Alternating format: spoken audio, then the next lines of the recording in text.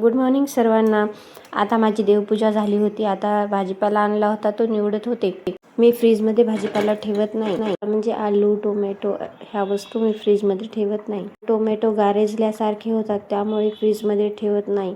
आणि आलू असेही चांगले राहतात वरही, म्हणून चांगले असेच वर ठेवते. भाजीपाला असो वा कोणत्याही गोष्टी अशा सेट करून ठेवल्या की लगेच घ्यायला सोप्या जातात आणि आपल्यालाही घ्यायला चांगलं वाटतं की हाकडे ऑर्गनाईज आहे ही वस्तू, आपण घ्यायला पाहिजे. आता मस्त सापडतं. पण मला तर असंच होतं. तुमच्यासोबत पण असं होतं का? बाजारामधून ड्रायफ्रूट्स आणायला सांगितले होते. ड्रायफ्रूट्स पण तेही बघत होते काय काय आणलं काय काय नाही.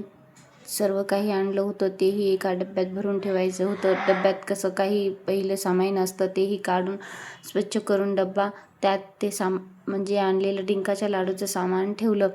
कारण आपल्याला करायचं म्हटलं की लगेच एकदाच भेटून जातं.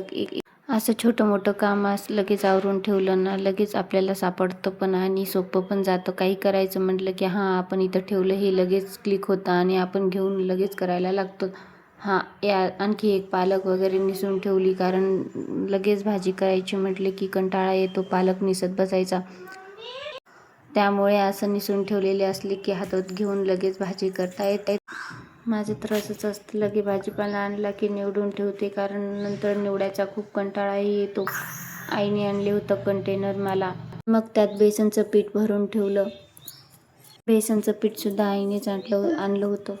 लेकरांना मधली छोटी मोठी भूक लागली होती, त्याच्यासाठी त्यांना चहा करून दिला आणि नंतर लगेच आलूची भजी करायला घेतली.